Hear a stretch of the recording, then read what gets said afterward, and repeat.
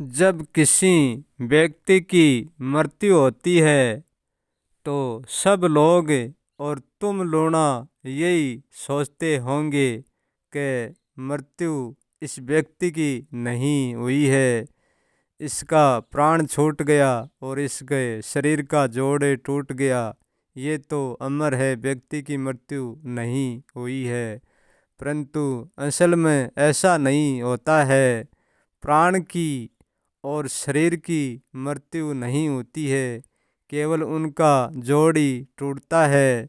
जिस चीज़ को हम अमर मानते हैं, ये मृत्यु असल में उसकी होती है।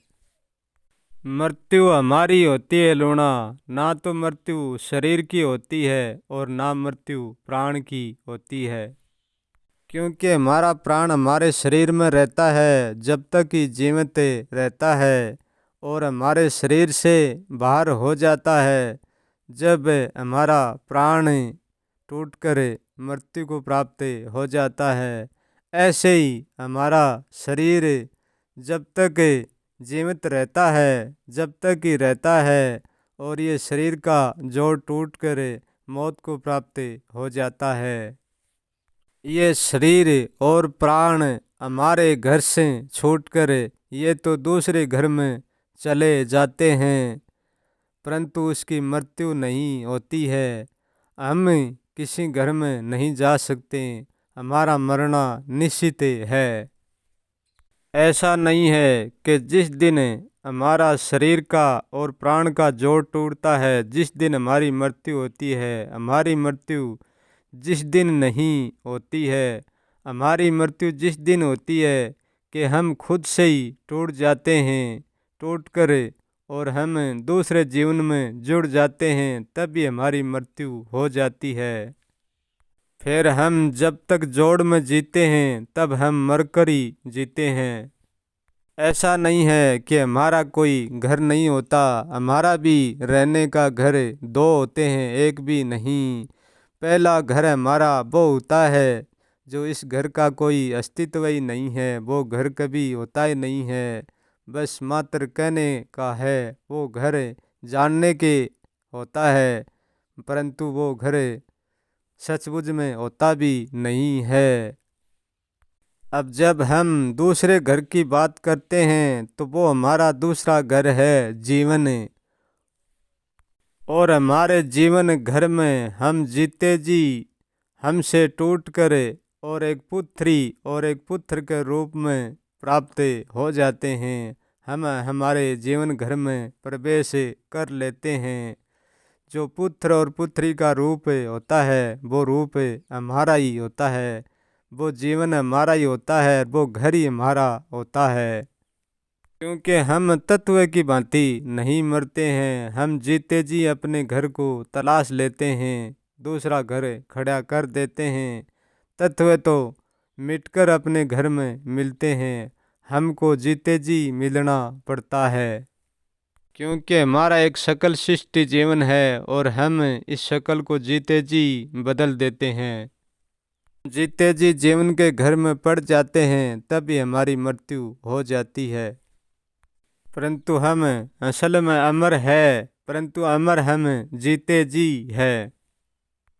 जब हम मर जाते हैं तो हमारी मैं का जोड़ टूट जाता है, मैं से नहीं जुड़ता। फिर हमारा जोड़ नयमयी हो जाता है।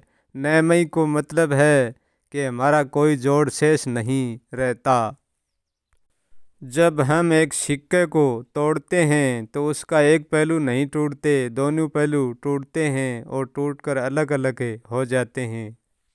और जहाँ से सिक्का टूटता है उसके बीच में टूटने वाली एक लाइन होती है, वह लाइन टूट जाती है। ऐसे ही हम शरीर और प्राण के बीच में होते हैं, हमारी भी लाइन टूट जाती है। जब वो लाइन टूटती है तो वो लाइन नहीं बचती है, पहलू दोनों बच जाते हैं। और फिर से हम इस दोनों पहलू को जोड़ेंगे तो ऐसा नहीं है कि ये पहलू जुड़ नहीं पाएंगे, फिर से जुड़ जाएंगे। परंतु फिर से पहलू जुड़ेंगे तब जो पहले लाइन टूटी थी वो लाइन वहाँ नहीं आएगी। जुड़ेगी वह लाइन दूसरी होगी।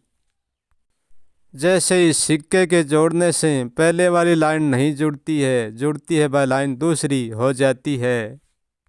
तुम यूँ समझो लूना कि सिक्के के दोनों तरफ 10-10 लाइन होती हैं, 10-10 20 हो गई, और बीच में 21वीं लाइन होती है। वही लाइन टूटती है।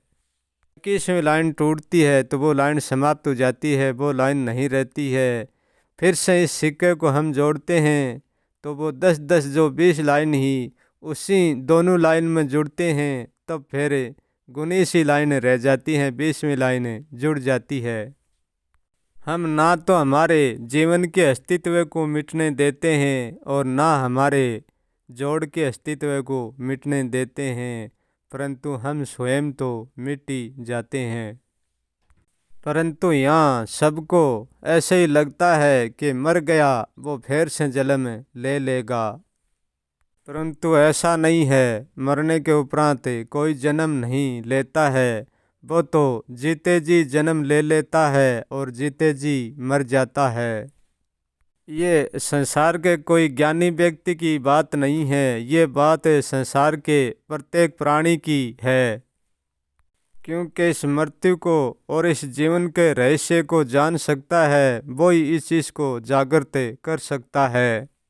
ये बात सबके लिए जागृत करना संभव नहीं है, क्योंकि हमारा ज्ञान भी इस सच को नहीं जानता है, वो भी और ही भ्रम में उलझा फिरता है।